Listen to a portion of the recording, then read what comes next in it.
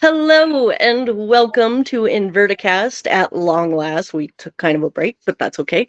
I'm Leah, of course, from Tarantula, and today I'm not wearing a hat, so that's kind of interesting. We'll see how that goes. And with me as always is Simon from the Mantis Garden. Hello, Simon. Oh, Mantis today. Well, today is. Oh no, what's up? No, All right. Yeah, so today we're going to be talking about shows and expos.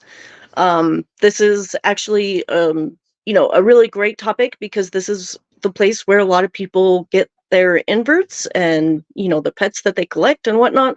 If you don't want to shop locally, or sometimes if like local stores just don't have the selection that you like, invert shows, or, here in the States, we have the exotic, reptile and invert shows. And yeah, it's a great place to find, rare animals that you can't find really anywhere else. And rare, just rare gems that are awesome. Plus, it's also another great place to like connect with your local community of other keepers.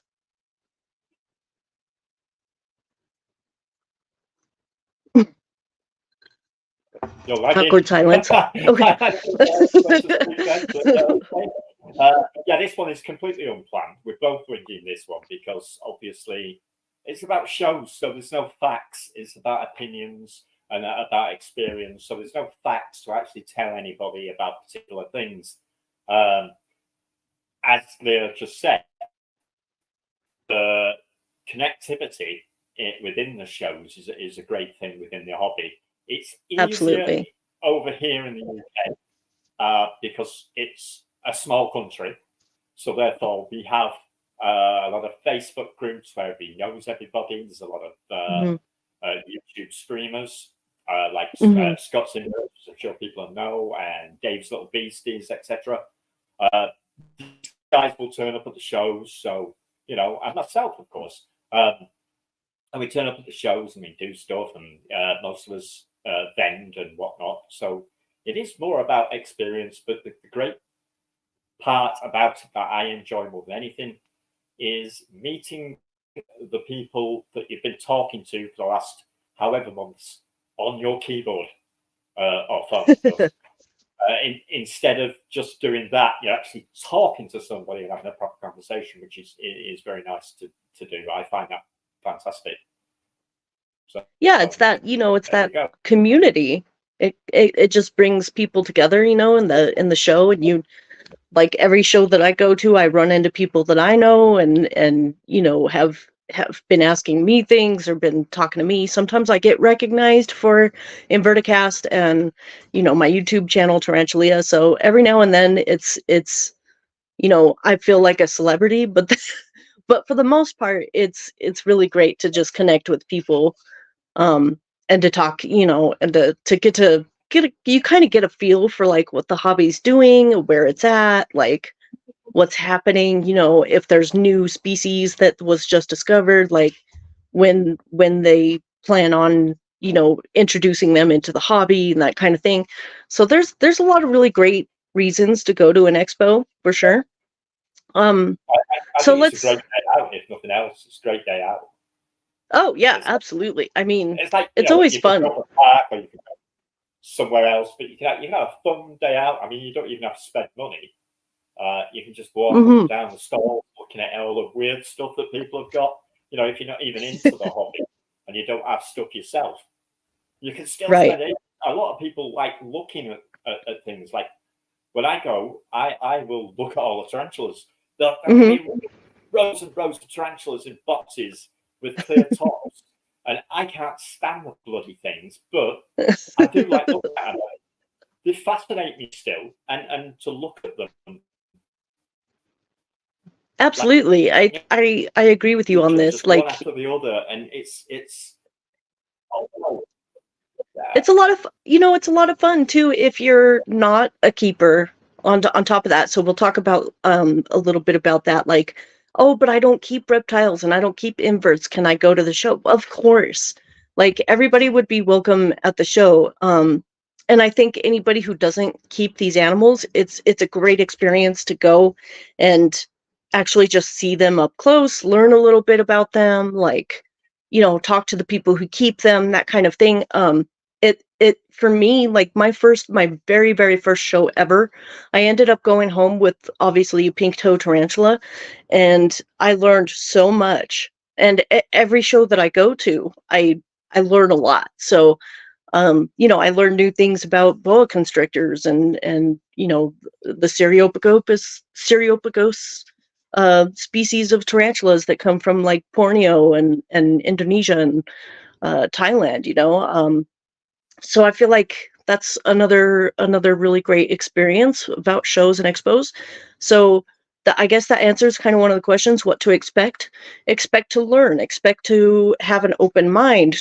Come with an open mind. Come with a feeling of, I just want to see something. I want to like learn about nature and our environment, because yeah, I mean that's a great place to do it for sure. Because you're not just talking to vendors, you're also talking to keepers, and so yeah, it's wonderful. Oh, So yeah, I've got a fruit fly that keeps landing on my ear. It's driving me nuts. oh no. It just keeps landing on the ear. I can see it out of the corner of my eye, just flying away from it. Simon's over here just waving his hands. It looked like an escape or something. But, yeah, it is. It's. I think one of the other things is seeing stuff you can't afford. Yes. There's always something there that you want, but you don't want to risk spending the money on. So Right. it's nice. I've been looking at Google pictures or videos on YouTube. Then I pick up a thing and go, "Oh wow, they are cool," Mm-hmm. And that can make help you make a decision in the future whether you are going to spend that money on such a thing. So yeah, I tend to look at stuff, especially isopods, mate. Yeah. Ridiculously expensive isopods, and I like to see, I know how big they are. I know the size of them, but Right. not the same as when you see them in your hand. Yeah. No, I agree. If someone says, "Oh, they're 60 millimeters," like to me, my brain doesn't tell me anything when No. the box and look at it. I can sort of go, "Oh yeah, that's big," or that's very powerful, or it pops. It's so much seeing things in real life, I think, than it is seeing them on Google. Oh yeah, absolutely. I absolutely agree. I mean, there's a big difference between like, watching it on a documentary or like learning about it from, like you said, Google, because sometimes you can find misinformation. Stay away from Wikipedia. It's full of misinformation. Just FYI. Yeah. If you want to know how I do my research, I stay away from Wikipedia. There's that. But I can't tell you all my tricks and trades because then you won't need to watch us. But okay. No, I'm kidding. But yeah, no, it like I said, there's something about it. There's something about being in the presence of that animal and actually being able to see it and watch what it does, watch it move, watch, all those things. Even with tarantulas, like there's just something about being able to be up close and personal with that creature that just makes it that much more real and more uh, interesting, I think. And yeah, so I'm gonna do kind of an early plug, and I'm sorry.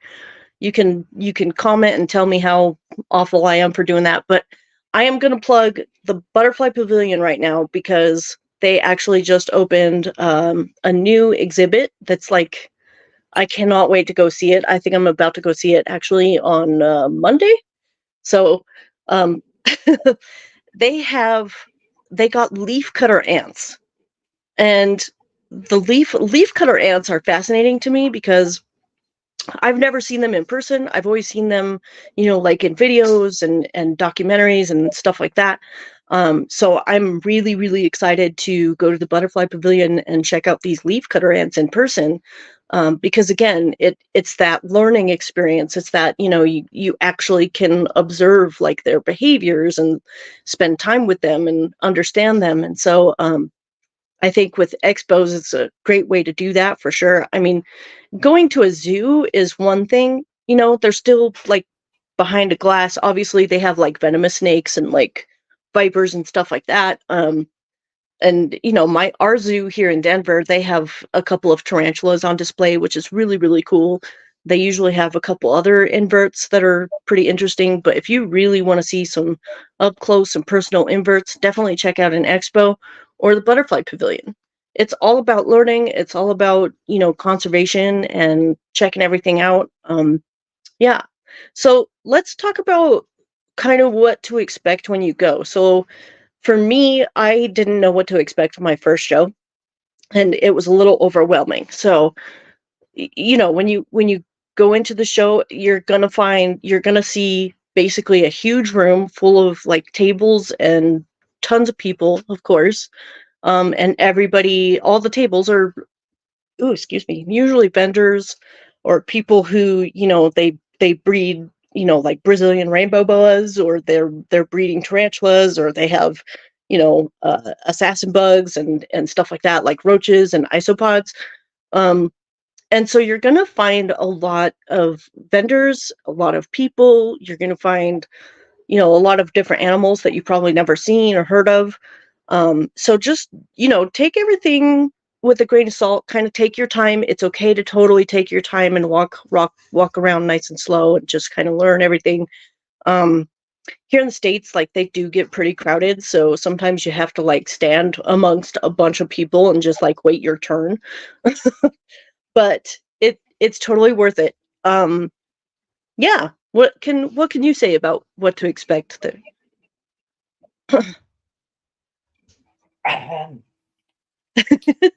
I can't remember like the first time I went, but Liliana's wife has always come with me, and she had no real interest or experience with it. So going off how she acted, Mm, lots of different things that she's heard me speak about, but actually seeing them, like I was saying earlier, it was a different thing. And now she keeps tarantulas, uh, yeah, and it's basically because of the shows that she keeps them. If anyone that's knows cool. why, the spider guy, that wasn't a plug for him, but it can be if you want. Hmm. He gave her a tarantula at one of the shows, Oh, and I didn't like the idea because I always swear I said we'll never have tarantulas here. I don't want bloody tarantulas in here. And she got right. this tarantula. She fell in love with it, and now she has a wall full of tarantulas. So I think there's just over 100 tarantulas in this room now. Oh, And wow. that all stems from, guess what Hmm. it was? A pink Huh. toe. But yeah, Well, and it's, you're still doing your mystery boxes, yeah? So you're I putting, am. Yeah. yeah, that's Bit cool. slow at the moment because of the shows. Because I sell a lot of mantis in bulk, Yeah. and when the shows come up, and we've had one every week now for 5 weeks, I think it is. There was Oh, one wow. today. So what you get is the vendors running out of things. So Uh-huh. they'll be buying like bulk stuff from Yeah. people like me who has shelf fulls of the stuff, and then you end up with nothing yourself. When it comes down to selling it, so you end up with a very sparse. I'm looking at my shelf now; it's quite sparse. It's quite sparse. But Oh, I yeah, keep. absolutely. Um, yeah, I would say, Uh, I I like I s- think what no, I mean, as a vendor, that's really interesting. I'm glad that you sell a lot of things because I think that's really important as a vendor. Obviously, that's kind of what you do. So, got to pay the bills, right? Um, but yeah, for me, if it's funny because when you say that, you're running out of things on the shelves, I feel that way as just you know, a as somebody who's just, attending, an attendee, if you will. like I always want to get there early so that I can see all the cool rare stuff that will sell out quickly. Like right now in the States, we have a big, there's kind of a big push for like jumping spiders and Erasmus, so the velvet spiders. So anytime I go to an expo, yeah, I mean it's a big deal. And anytime I go to an expo, I'm looking for those because those are kind of hard to find. They take a while to breed. So and also, velvet spiders aren't native to the States, so that also makes them a little more difficult to find. We can always find New World tarantulas pretty easily here, but Old World tarantulas, unless they're, like established in the hobby pretty well, you're gonna want to get there early and really, really look for those animals because otherwise, you get there kind of late or whatever, and you might not see them. Although it's weird because it seems to fluctuate. Sometimes the economy's really good or the expo is like right after a good payday, usually like the first of the month or something.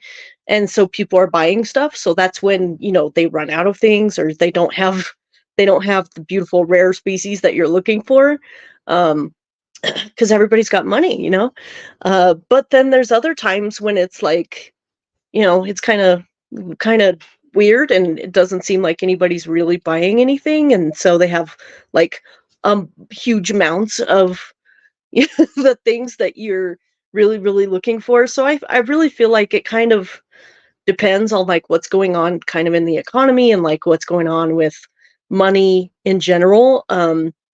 So there is like a lot of money transferring in these shows, so that's another expectation that you should definitely be aware of, is that if you're going to go to a show, you don't have to plan to purchase anything, but understand that the vendors that are there, they want you to buy stuff because again, it's their livelihood. So if you're interested in something, then definitely you know be interested, definitely check it out, definitely learn, but make sure, just as a common courtesy, let that vendor know, hey, I'm just browsing, I'm just learning, because then they're not going to spend all that effort trying to sell you something that you're still just not interested in buying. um I like, was I going to don't ask know. about that, how it is in America, because like I Yeah, noticed these shops and stuff in America, they physically try to sell you items, whereas definitely. over here we have a completely different attitude towards sales. It's like Yeah, people will stand behind the counter and you can look at everything, you can have a conversation with the person you're with, and not once will that person behind the counter say, have you seen this? Totally disinterested in trying to sell you something, because that's how our customer service is here. We're not interested in trying to put the hard sell on you. yeah, And I think that works better in this business, because if you put the hard sell on people that are new to the hobby, for instance, and you're selling them something that takes a lot of care, mm, you're basically killing that animal by absolutely. selling them that Yeah, particular one. You should be sort of, every time this is as a vendor speaking. If somebody comes to me and says, "Oh, I want one of these," that's a certain mantis, and I'll pick up, say they had a mantis before. sure. First question, you know, oh, Yeah, have you had Expos before? Have you had this before? And then try and help them when they get it home and look after it, and then you remind them, if you've got an enclosure for it, have you got food for it, do you know how much to feed it? Do you know when to spray it? Do you know when to, how it yeah. lives? Uh, I think that's important for the vendor to be doing those things. And if you go to buy something at a stall and the vendor is not asking these questions, walk away, would be my advice. Just I actually, walk away. yeah, I totally agree That's with that advice. That's very good advice because that's one of the, here in the States we have the thing called capitalism, okay? But But so we have it here. because That's why I was saying it. I mean, it would be yeah, obviously a capitalist country. but because of that, I mean, you do want to be wary of some vendors and like what they're doing and what they're purporting. You know what I mean? Like, if they really are pushing stuff, then that is definitely a vendor that you don't really want to hang out with, Right. because they're possibly, having like bad business practices or bad breeding practices. I do remember seeing a couple of times at a couple of shows that I believe the NARBC came to one of the shows to like investigate somebody because they weren't taking care of the animals that they were selling, and so there was a huge, yeah. And enlighten Europe and tell us what NRPC is, because I've no idea. It's the National Association of Reptile Breeders. It's a conference, and so they're basically an authority on, like, if and we also have ARC, which I'm not really sure what that stands for, but I need to figure that out. I just know that they also are about, conservation, making sure that these are captive bred animals. You're not selling wild caught, brown bagged, all that stuff. But that's basically what they do. It's kind of a stamp of approval. So if you have an NARBC, like, um, basically like if NARBC is kind of backing you and what you're doing as a vendor here in the States, then you're doing something right. So then, you're following the rules. You're playing the game in accordance with how it should be played here in the States. I'm sure you have something like that, don't you? Vendors? No. Really? Well, there's no real need for it. Okay. You find that the other vendors will weed out the ones that are doing the bad things. The reputation. Okay. So you're doing something terrible. Your reputation has just hit rock bottom, and everyone would find out. Yeah.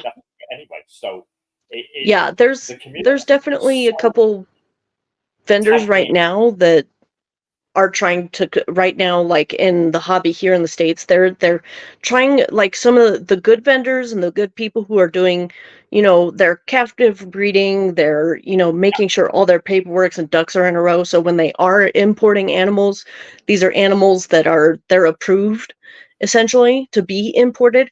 But there are a couple of vendors who aren't following those guidelines, and I see them at shows, and I'm not going to call anybody out because I'm not going to do that. But I know, I don't want to, like, burn too many bridges as far as doing that. But I will say that, if you see me at a show, pay attention to who I talk to, because I promise you, like, I'll let you know. But no, there are a couple vendors who, those of us in the know, those of us who are close knit in the hobby, are definitely edging them out of that circle. So I would say in the States, it's kind of funny. We have, like, the outer circle, which is just, you're collecting tarantulas, a lot about tarantulas, but you're not really in, like, that community of tarantula keepers. But then there's, like, the inner circle of people who, are very conservation minded. We're thinking about, the longevity of the species in the wild. We're also thinking about the captive bred. It's like a tight knit little circle.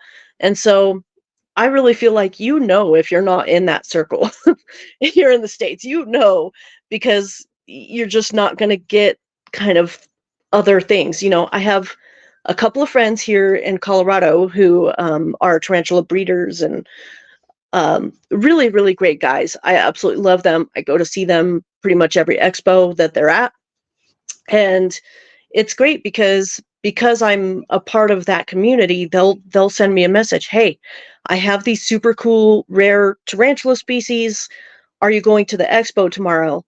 And usually I'm like, yeah, I'll be there. Cool. And then I look for them, and I look for that, so it's like when you're in the club, that you are, because that, you'll get those messages, or you'll see, for here in Colorado, we have a Colorado Arachnid Club.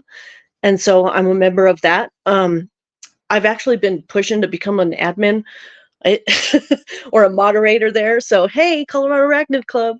Hey. But because I'm a member of that group and that community and stuff, I kind of have the know on like who's bringing what and how that's going to work. So I would like to say that I have a pretty good reputation in the hobby. I'm not a breeder, obviously. I don't sell tarantulas or anything like that. So it would be weird if I didn't have a good reputation. But as far as like keeping and everything goes, like I'm well known for the most part. So it's that community, man. I'm telling you, the expos and the shows, it's really a great way to really develop those relationships and that community. And then that's kind of that's another way that you learn also of those vendors who aren't following the rules, and or say they're like brown boxing, or they are buying in bulk tarantulas that were brown boxed from somewhere else. So yeah, the tighter you get into that community, the more you're going to know about that. But I agree with you. I feel like that's kind of the negative side sometimes about the shows and whatnot, is because you're going to find vendors that all they're looking to do is sell you something. Make money. It's all about the money. If they're all Yeah, about money, yeah, they're absolutely. not going to give you backup as well. And you want Yeah. backup. You're going to buy an animal. Sometimes they're expensive. You get them home. It's not doing as well as you thought it would. You want to go back to the vendor and contact them in some way and say, what am I doing wrong? Can you help me? Can you give me advice? If that vendor's going to turn around and say, yeah, Google it, then, again, they're not a good vendor. Like if that vendor can't tell you, oh yeah, no, they need this much humidity, you want to make sure they've got this much dirt, you want to make sure they've got a cork ground, stuff like that. If they can't tell you those things, if they can't tell you even where the animal came from, if they bred it themselves, or if they bought it from Tom Patterson, let's say, and that kind of thing, if they can't tell you that stuff, then don't buy that animal. Don't buy from that vendor. Okay, because the vendors that do care, because we do have vendors that really do care. They're not out to make a buck all the time. They're just they're better about it, because there are vendors like what you said, Simon, here in the States, and shout out to a couple that I know, like Eight Deadly Sins and Spider Shop. They're not just out to make a buck. They also really believe in the tarantulas. They really believe in what they're doing, and conservation and captive breeding. So when you have vendors like that, it shows. You can tell, because they'll have a passion about what they're talking about. They'll give you at a show, it's funny because they will give you more information than what you asked for, usually. Yeah, and so those are the people you want to buy from. The other fun thing I find, I've met, I've had people like customers for several years, maybe who are customers only on Facebook or only on Discord, or or Instagram, or whatever, social media somewhere. And then when you go to a show, and normally I'll wear a t-shirt, my Mantis Garden t-shirt, so and people know what I look like, so I've got a YouTube channel. And I get tapping on my back and go, hi, you're Simon, aren't you? I'm such a body. And it's somebody I've spoken to for years, and they bought animals off me, and I've never met them. And you have a real nice conversation with somebody. It's like meeting friends you've met on Facebook. Yeah. But in a safe way. In a good, safe, yeah. In a good, safe way, in the middle of, all these other people. You've got this like-minded thing, and it's nice. I had, at the last show, I had people just come to the show to meet me. Specifically for you. That's cool. Yeah, subscribers from my channel. What an ego boost, huh? To meet me, and they want to... yeah.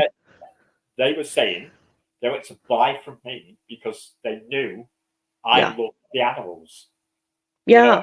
See that I really cared about the animals. Absolutely, you can tell. I mean, any episode, if you watch any episode of InvertiCast, watch what Simon talks about, because you can definitely tell he cares about the animals. He cares about the environment.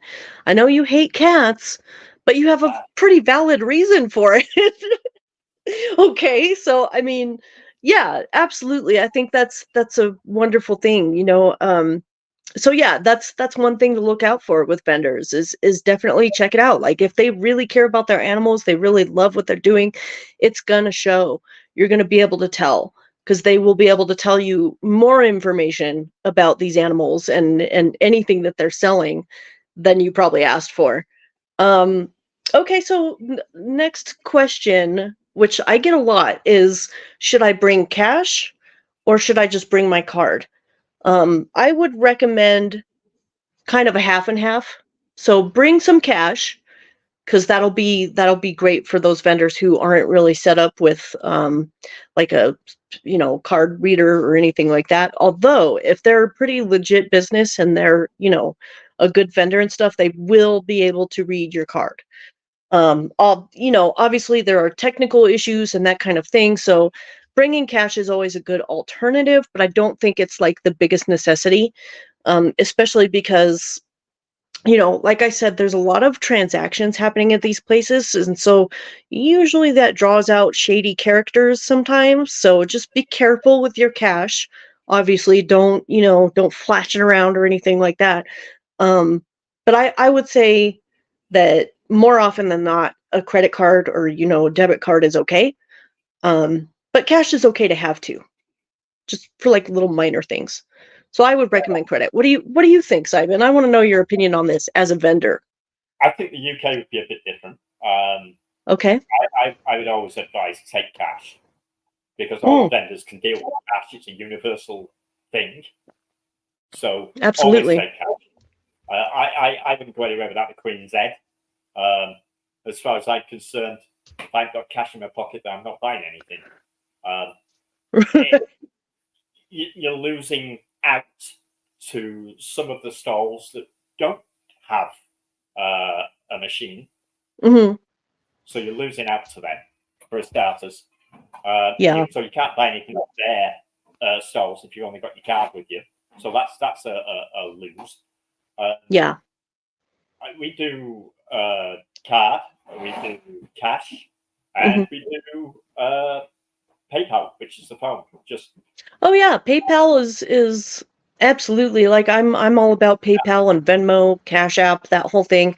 That honestly has changed how transactions are made here in the States as well, like especially for those, artisan vendors, the ones that are super local and they're kind of small businesses. Cash App and Venmo is a huge deal for them. I know you're. But yeah, cash is king. Cash is No, king. it is. It is. It is here anyway. You're a Yeah. bit behind us on the cards. You always have been, but Mm, you get apps now for magnetic card readers for your phone because we do a lot of the contactless stuff. Like hmm. everything actually is contactless now. We don't really. I've Yeah, never you just tap the card in and my life, I've never had to swipe a card like you guys do, where you slide it down the thing. oh Never. yeah. Oh Not in man. my life, and That I'm not young. There's a clue. So that takes we've me always back to the 80s when they had the carbon paper and you put the card on it and it just did that. We never did that. As far as Oh I wow. know, that was never a thing over here. So, but yeah, we've a lot of things. There's phone apps now with the card tapper. Yeah. So there's loads of different things, but definitely, if you're going to a show, take cash. Yeah. You can buy from any store with cash, but you're not going to be able to buy with any store with PayPal or any store with card. Yeah. So take all three, please. Take all three, even better. Yeah, absolutely. That's a really good point. I didn't even think about that. Like, thank you, Simon. I appreciate it. Um, cash is king. That's why they say that, cash will get you anywhere, anytime. It works perfectly. Everybody can accept it. It's easy, easy. So, yeah, I oh goodness. My cats are crazy. Sorry. I'm Um, fine. I don't have one. so I you said don't I'm have that. fine. I don't have one. Yeah. I know. My cats are weird. They do this weird territory thing where they chase each other around and stuff. I don't know. I need to work on that. But yeah, cash is probably the best thing to bring. and it works perfectly. It works really well. So, Simon, as a vendor, what kind of things, say there's a new vendor in town, they've never done a show before, what advice and what things would you say that vendor should expect at their first show? I have just spent the last few weeks talking to two guys that and helping them that was going to their first show as vendors. So yeah, I can. Oh, cool. I can do this. The first thing was, don't expect to make an absolute fortune if it's your first show and you don't have, say, a YouTube channel or you don't have a big following on social media, then you can't expect people to turn up, see your name, and then go, "Oh, great, I'll go over there." Whereas, if you have got a decent following, you can always you're going to get the people there anyway. It's having a name before you go is a good thing. If you're well known and it's a good thing. But if you haven't got a name, don't expect to make an absolute fortune. And I tell you what I tell to people who do want to vend is don't spend too much money on stock. Okay. I find that's what it was tending to do, which was, I'm gonna get this, I'm gonna get that, and work out what fills your table and be happy with that, and don't try to find Siberian tigers and put them in a cage in the corner and then not sell it. What you don't sell, you are taking home. Yeah, absolutely. Then you've got to try and sell it online. So you've got to remember that what you're buying, if you're going to spend money expecting it all to be back by 5 o'clock, it's not going to be. It's not going to work. Very lucky. You're not going to sell absolutely everything and make a fortune and get all your money back that you spent out on stock. So then you end up making a loss, and then you're like giving it up because you're not making money at it, so you're going to give it up. Oh, sure. Yeah. That's common sense. That's the way you do it. And it's also making sure that you're ready in time, making sure that you pack books, for instance. We pack ours when we do show. We're up really early in the morning and we pack them on the same day. So they're not in boxes or tubs for any longer than they have to be. Okay. And before you go, you've got to feed them. You've got to water them. You've got to make sure that the book is okay. It's 100%. Don't just... I've seen people that pack up maybe a day, 2 days before, put in a cardboard box ready to ship in the car. I don't agree with that. I mean, if it works for you, it works for you. I can't really, tell people what to do. But I'm saying that's not how I would do it. I like to make sure they're okay before they even go in the car. I want to know everything there just before we leave is all okay. It's all healthy. There's nothing wrong. Everything's been fed. Everything's been watered. Everything's got a label on it, a right label for it. Yeah. And you've got a nice list here with your prices on them. But everything you've got in them boxes, don't make the prices up as you go along. Right? You have to be good at that. Right. You need to put the prices on these things beforehand. You need to calculate it all, work it all out. This is just common sense and just business advice, really. It's. I agree. That's all it is. It's business advice. It's like, can I make enough money if I sell these? If I can't, don't sell them. Sell something else. That's Bugs Galore says that, yes, I learned that lesson buying too much stock. So but buying, you're not alone. You end up taking it home, and then you've got to look after it. If you don't sell it or it becomes unpopular, this is a really big thing with isopods. The latest isopod that's fashionable that week because it's like the rubber duckies, right? Yeah, and you can be spending like hundreds of pounds or dollars on them, and then all of a sudden they go out of fashion, and the price plummets, and you're struggling just to get your money back, let alone make a profit. working to get your money back. So I refuse to stock any of the fashionable ones. All my isopods in here are sure. simply isopods that are what I call standard isopods, which Okay, is yeah. everybody has. Yeah. Even if you're one of the people who buy the fashionable ones, you've still got all these. You still Oh, got yeah. all these.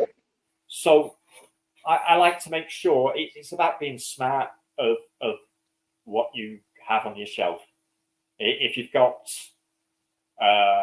silly rare things, the chances are you're not going to sell them. You don't buy them and in unless somebody is asking for them quite a lot. If I get 10 people saying, "Are you taking X to the show?" I will take X to the show. If I get one person, no, I'm not. I'm not taking it. I'm not going to. If I haven't got it, I'm not going to buy it in for you because I have to buy 10. So you're buying one, I have to buy 10. So that means I've got 9 to take home with me, and I still haven't made enough money to cover for the 10 I had to buy. Yeah. So We got a really great question as far, for that. It's from Carrie. She's asking, what are your personal pet peeves at expos? She says that she hates seeing lacked security. I know people invest in these things, the time and effort, dedication, people's livelihood is on the line, and little to no security is a big deal for her. So, okay, pet peeves. So for me, I would say my pet peeves is, if you allow your kids to just touch every little thing or run around and be kind of obnoxious, I think that's definitely a no-go at an expo, because it's just I'm sorry, there's a parade outside. I don't know if you can hear all the noise, but Wheat Ridge, where I live, is having a nice little parade. But uh, so yeah, if you're, allowing your kids to be super rambunctious and touching every little thing on the tables, that kind of thing, I think that's a huge no-go. That, for me, that's a big old pet peeve. Or if you're like nudging people out of the way, that kind of thing, I don't, that's a big pet peeve for me. How about you, Simon? Do you have any pet peeves as far as expos go? Security, I'd say, is what for? Well, here in the state at K, we do need that security, because you never know. As far as people pushing around, this is England, so everybody loves to queue Everybody up. does it, yeah. We love to queue up, so nobody's pushing yet. We're on a queue. In fact, we're Yeah, probably more yeah. upset about not queuing than we would be queuing. So we I want to will queue.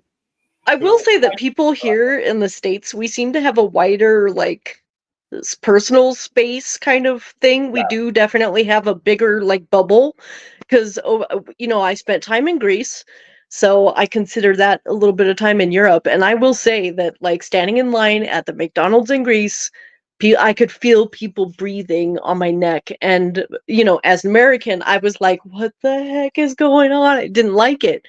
But it's definitely, it's a normal thing in Europe, and But yeah, I think, you don't mind in a post office queue, for instance, when you're going to post something, you've got somebody yeah. literally within a foot of you.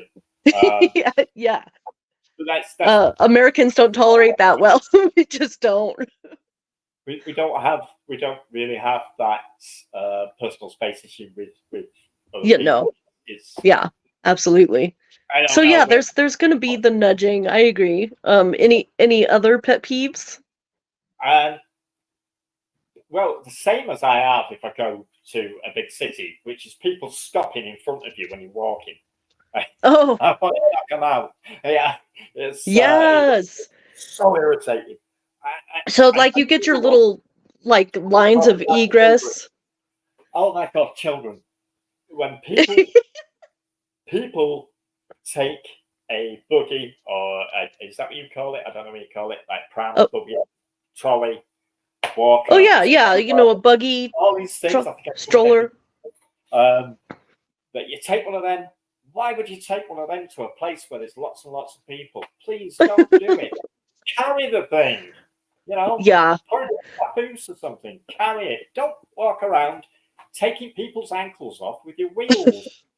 You're not riding a chariot. Yeah, and they take up like 3 times the space. It's, yeah. Although I will say here in the States, I see a lot of strollers, and they can be very aggravating. But most of the time, the parents are very mindful. They know where they're going. I've never been run over by a stroller, but I'm sure it happens, and that sucks. That's not a fun time. Don't get your ankle. Always your ankle. That wheel. Always, yeah. No, it's always. I mean, fine, carry them. Yeah, absolutely. Put duct tape on them so they can't speak. It'll be noisy. But Oh yeah. God's sake, don't bring your stroller. Yeah. Liliana says that she has a peeve that anybody, like a client, saying that they saw it somewhere else cheaper. Okay, go then there. Yeah. Okay. I agree. I think that's kind of a cheap tactic that people try to use sometimes to essentially manipulate a vendor into lowering their prices or whatever. I don't it's just rude. It's really cheap. It's classless. Like, don't do that. I agree. That's an easy one. If anyone says that to me, I've seen that somewhere cheaper. Oh, good. Go buy it there. Yeah, right. If you saw it cheaper, why didn't you buy it there? Like, what are you doing? And if they come back, you just put the price up. Right. Yeah. You come back. Oh, it didn't have any left. Oh, it's just gone up. Yeah. The price has just gone up for you. Well, that's too bad for you, I guess. Go away. I don't. I've no time for people like that. I pride myself on being one of the cheapest in the UK. Sure. And if anyone comes to me and says, "I find them cheaper," though, good luck, because I'm only just managing. Well, yeah, but you're not. You're not out here trying to make $1 bazillion. You know what I mean? I think that's really good.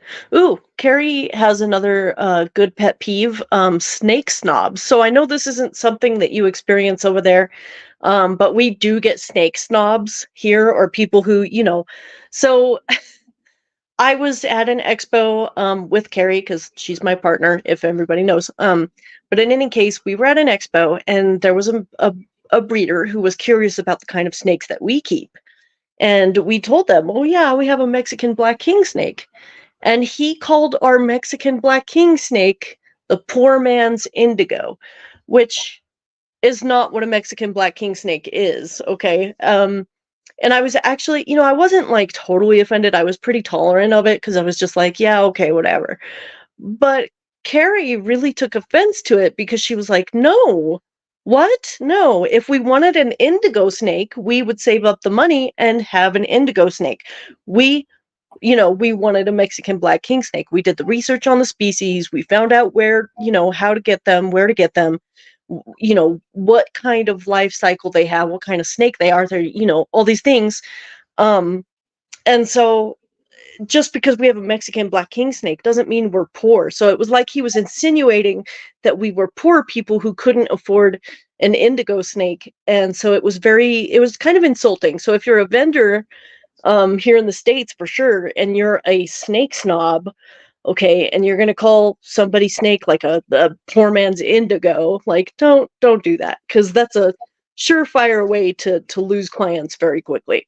We don't we have isopod snobs.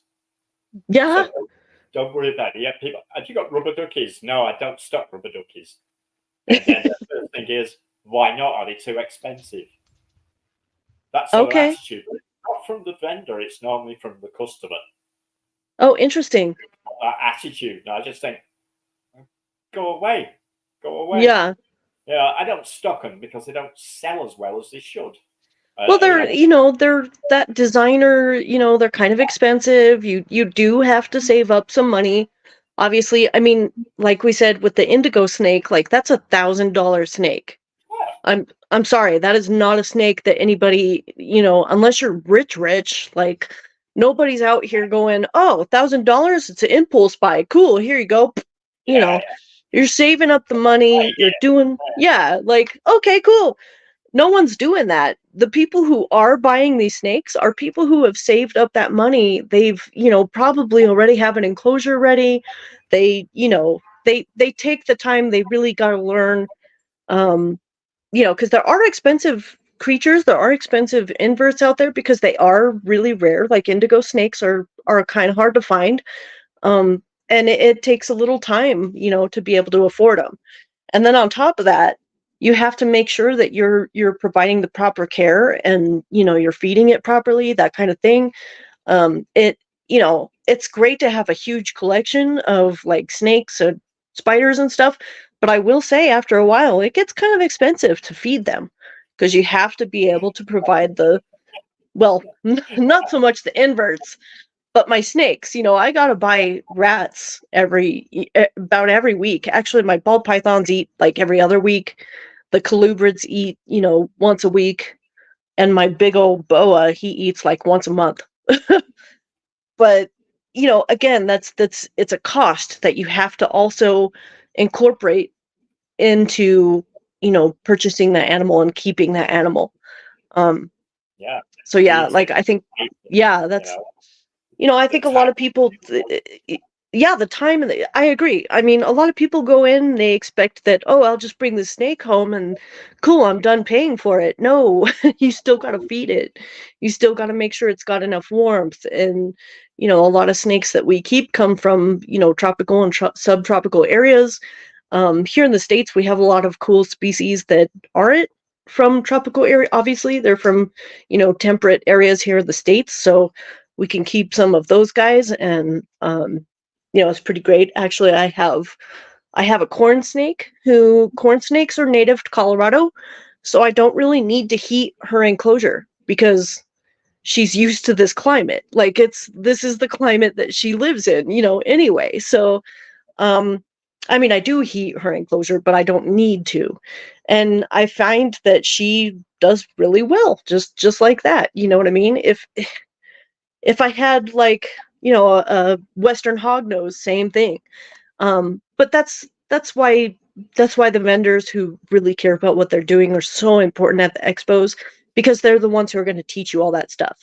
Like my Mexican black king snake, I can't just expect him to do well without heat because he's from Mexico. He's from the desert.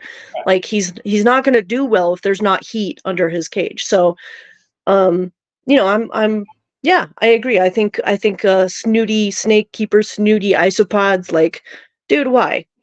Why? What's the point of that? Same for tarantulas as well. They get snooty. Oh yeah, there's a few. Mantis. You don't get that with mantis because mantis are all, for us over here, Right. quite a cheap animal. So Yeah. you don't get that same weird attitude with mantis. It's like, It's oh, I've got that. Good. I might get one of them. And anybody, it's funny. which is I do catch the snooty spiders people, but it's usually and I hate to do this, but like it's usually the people who are like, "Oh yeah, I bred, Eresus walkenaries." And it's like, dude, they are a pretty hard species to breed, especially here in the States just because it's not really their native area. So people will brag about what they've bred and what they've produced. I think that's where the snooty stuff comes in here as far as like the tarantula community goes. um Otherwise, I mean, maybe like the super pretty rare species possibly. Oh my gosh, there's a marching band. I am so sorry for all this noise, guys. we can't hear it. No, You can't. We can't hear it at all. No, you're okay. Okay, good. Certainly don't need heat here today. Put it that way, it's roasting. We do get it as not specifically with the breeding. I find with the tarantulas and with scorpions, it's how spicy it is. Oh, okay. That seems to be a thing. It's like, oh, get one of these. These are really spicy, But I mean, why? I get it. I get it. It's kind of that, like, oh, I can handle my spicy Borneo black. And it's like, okay, but why? Why are you? Like, you're risking so much doing that. But okay. So, I mean, I keep both old worlds and new worlds, and I will say that my old worlds are actually way better behaved than my new than my new worlds. Um, Most of my new worlds, or the Western Hemisphere guys, like they're spicy, but it's more like they kick hairs and stuff like that. Whereas my old worlds are like they'll run, but most of the time they're just like, oh, okay, we're chilling. I think it's really what you bring, the energy that you bring to your tarantulas is the kind of energy that they're going to give to you. Um, I'm a You're right. big I think you're time, right. We've yeah, got a I'm a mix of believer in all that that, because and they yeah, all like the same. They all like the same way. Apart from the Amelia, which is just, I don't know. I have to check with the stick to make sure it's not dead because it's so chilled. But right, the rest of them, they're all pretty much the same. So I think it is that. But yeah.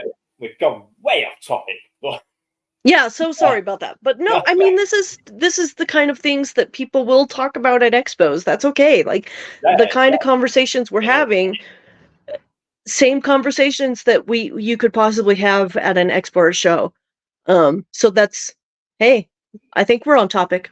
maybe, yeah. So over here, our invert shows, our reptile shows, Uh-huh. cancer shows.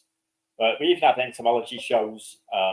So it'll be like they do stay in their own lane. Yeah. The reptile shows generally have I'd say about a third of the entire show will be inverts. Wow. In reptile shows. They're growing with that much ferocity at the moment over here. Like lots and lots of people getting into the inverts more than anything else. See, it's totally opposite here. More people, I would say more people go to the shows for the reptiles. But it's easier. It's easier for us to get Yeah. inverts, and for us, the cost of an invert is so little. Yeah. You Yeah. know, if you Absolutely. pay a ridiculously high price, let's say if you wanted a ghost mantis and you paid a ridiculously high price, it's like $10. Whereas I know that in America you're looking at $40 or $50 and above for a ghost mantis. Yeah. So there's a big difference there. If you're going to spend that sort of money, you're going to buy a reptile, you're going to buy a lizard or Sure. a frog or something. Whereas ours are completely priced sensibly. Yeah. Ours are not. Some of them are. Some of them are, but you can spend a lot of money. For a pet is something Yeah. you can afford to buy for a kid. You know? Right. If a kid wants something, he goes like, "Oh, I want that one." I like $10 for that, and Sure. it's there, it's living, it's in its enclosure, they'll live in anything. Yeah, done. Whereas Yeah. if you're spending $50 on it every single time you saw one, it's going to change Yeah. your opinion on it. You're going to want something a bit more that's going to stay around longer. That's going to be, because I don't know how much reptiles are in the US. I know most of the prices for the inverts. So I will say, I mean, I'm a casual snake keeper. Like, I'm not crazy. I don't have a ton of snakes, and I don't really, I'm not huge into the reptile keeping community. Obviously, I'm more about tarantulas and spiders. But I will say that as a casual reptile keeper, like, again, with that whole poor man's indigo snake, no, my Mexican black king snake was actually a pretty pricey thing for me. Like, I saved up money to get my snake. So, you know, uh, obviously, there are the big priced items. There are the big priced, snakes that you can get, and same with inverts, of course. But again, like those are the ones that you're going to save up and really focus your research on that. So don't be a snob, because People are out here doing their best, okay? It really got to you, hasn't it? It really got to you. Yeah, it did. I mean, I guess it did. I didn't think it did, but now that I'm thinking about it, I'm like, you know what? Don't insult my Mexican black king snake. Get out of here. That's a It's just cool snake, okay? it's a pet, and it's a pet. And if they want an indigo, then they can go out and get one. You like your Yeah. black Mexican, so you've got your black Mexican or Mexican black. I don't know which one it is. Either way, it's You know, fine. you've got that, so it's your pet. And once it's your pet, it doesn't matter. You get like Right. the dog snobs, don't you? The dog snobs who Yeah. spend £1,000 on a pedigree something or other. Right, and it's the worst dog you'll ever own. Yeah, it might be an ass. You know, the guy down the street has found a stray that's about 12 different dogs in this one dog, and it's best in the world. So, you know, don't be a snob. Don't be a crazy snob. I agree. I totally agree. And I will say that Catalina, because that's his name, is Catalina, my Mexican black king snake.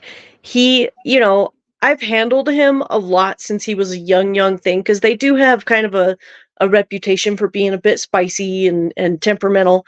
But my dude is so chill. Like he doesn't even tail wag anymore. He doesn't musk. He doesn't even bite at me at all. Like he used to, kind of, just because they're so food driven that anything with a little warmth they're gonna try and eat. So Yeah. you know, that's a colubrid thing.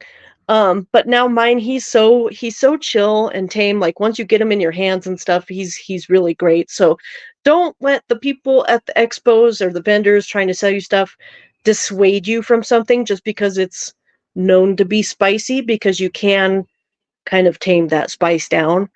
You know, like all my snakes are pretty docile, I would say. They're all pretty socialized really well, and they're not crazy spicy. But yeah, that's a weird brag, I think, in the tarantula world, is like, oh yeah, I've got this spider, it's really spicy, and it's like, okay, It's cool. how brave I am sort of attitude. It's like, no, you're not Yeah. brave, you're an idiot. You're an idiot. You know what I mean? You know? I was like, well, okay, I mean, what do you want? Why do you want it to be so spicy? Like, do you want it to come out and bite you? Is that what you're asking for? Because Yeah, I mean, this isn't the hobby for you if that's what you're after. Like, you know? some of them are not even pretty, you know, they're not. Yeah. Because I can appreciate, I look at some tarantulas and some scorpions, and some of them are really, really pretty. They have lots of colours on them. They're really, you know, good looking tarantulas. They might only be $20, but it's still prettier than this one over here that's really spicy, and it's $500. Sure. Give me that $20 one every single time, because I prefer to look at that, you know. Yeah. I don't want to go around saying this one over here is really dangerous, so I can't go near it. You know. Yeah. Why go it then? Right. I never looked spiders anyway because of that. Because I was thinking, like, well, why have you got that spider if you can't play with it, you can't touch it, you can't sit it on your shoulder? Sure. I never got that in my head, so I don't find them brilliant anyway. Well, that's okay. Yeah, I can see when you're pretty though, when they're really colourful. Yeah. You think, yeah, I understand why you've got that. You know, like the Poecilotherias. Yeah. Yeah. Same as fish. You got a really pretty fish in a tank. You're looking at that fish, it chills you out. Great, do the same with the tarantula. Exactly. That nasty one that hides in a burrow behind a piece of log all day. What's the point? Okay, so I'm going to answer this question for you, because I do have. So it's an old world tarantula. I wouldn't say she's super nasty, although if I dug her out of her burrow, she probably would throw threat poses and slap the ground, because that's just their nature. That's what they do. But I will say that I love keeping the fossorials, or the underground species, the ones that live underground. They prefer to burrow. I do really like keeping them, because when you do see them out and about, because it's funny, because we say, oh, you never see it or whatever. Well, when you're looking is probably during the daytime. So if you spend the time wake up in the middle of the night, say you can't sleep, you're hot, whatever, go out and check on those fossorial species, because I promise you they will probably be out and about, especially if they're hungry. And those are the best times for those species, because that's when you see just how beautiful and pretty they are. So my Haploclastus divamantha, or I don't know if I got that backwards, but the LSD earth tiger, is one that they're really, really pretty. They've got this iridescence to them. They kind of have that goldish red and blue and stuff. Never see the tarantula. Middle of the night, she's out. I usually see her legs just hanging, you know. So yeah. I see Lil's tarantulas more than she does, because she Yeah. gets ready. She gets ready at night before I do, so she'll go out of the room first. Yeah. Turn the light out, and there's just me sat there with my PC on, finishing up whatever I have to do, going around spraying the last ones in the evening. And when it gets to tarantulas, I can see they're all out as soon as you turn the light out. And the scorpions, they're all out when the light goes out. They're nocturnal. When I put one of my ring lights on my desk or something, I can see them all. And it's terrifying. I hate it. Right? Carrie says that threat poses are an OBT's love language. This is true. It's a love language, because they will stay in that threat pose forever. But yeah, okay, so I don't know. Do you have any other advice for anybody who's going to expos or shows or anything like that? Yeah, the best advice I can give you is, if you turn up and I'm there, buy everything. Right? Yeah, I mean, if you got the money, hey, buy all the things. Plan before you go. Before you go. If you're going for something specific, go for that thing. If they haven't got it, just look at other things, right? And find somewhere else that has it online or whatever. But don't just go randomly spending money on things you've never had before. And right. You have to look after. Get some advice off the vendor itself. If you have to buy something, get the advice, and then double check it with another vendor who's got the same thing. Sure. Always shop around. Yeah. Shop around. Get some more stuff. But yeah, enjoy yourself. That's the best advice. And don't drink I think so. beer if you're on the English ones, because we have bars. So there you go. Yeah, no, you guys are great. I'm sure that the shows there are probably a little more friendly than they are here. But I agree. So the last bit of advice that I have also for expos is, we have a lot of very cute, crafty, fun people, and they will make, like, you got those taxidermies, so they make the picture frames with the butterflies, or like with spiders, scorpions, stuff like that. There's a lot of graphic designers. There's a lot of I wouldn't say a lot, but there are a few of them, okay, that actually really create these beautiful pieces of art. Don't overlook them. Give them a chance. I really, really recommend checking out the creative, crafty people in the invert world, because that's what you're going to decorate your house with if you get super heavy into the hobby. So don't overlook those guys. Definitely give them a chance. Check out their stuff. And I think you'll be pleasantly surprised. So it is time for the shameless plug. Well, oh, look at you! You got your mantis. That's funny. I'll do a shameless plug then, not for me then. This is for Gav. You probably know him. Oh, okay. And he made this. This is made out of wood. And yes, things move like an action man. Yeah. It's beautiful. So, yeah, this is one of the things you were saying about the don't overlook people who make the arts and crafty stuff, and not just the books. Yeah. That's been on my shelf forever. Oh yeah, I have. Like that. Let's see. But this is their shelf where they live. This is from somebody else who lives in Manchester. This is cute, artsy, crafty. Yeah. The little legs. 3D printed. It is. It's 3D printed. Yeah. Yeah, that's from another friend in from around here that does the arts and crafts. But it's absolutely. It's brilliant. So that's my channel. I'm the Man It's Garden. Got a YouTube channel. That's it. Come Okay. Awesome. Okay. My shameless plug is going to be the Butterfly Pavilion. Go check out those leafcutter ants. If you're in the Broomfield, Denver area, whatever, definitely go to the Butterfly Pavilion because the leafcutter ants are absolutely amazing on the videos that I've seen. Cannot wait to see them in person. So watch my channel because I'm sure I'll probably make a video about it and how awesome it is. So that's really all I got. Yeah. Thanks for watching InvertiCast. We love you guys. Thank you so much for being a part of the show. And we will see you next week. I believe we're going to be talking about roaches, right? Yeah. Let's talk about roaches. Yeah. Okay. Let's talk about cockroaches. So there's so many really cool species of cockroaches that I cannot wait to teach you guys all about next week. So we'll see you guys then. Thank you again, Simon.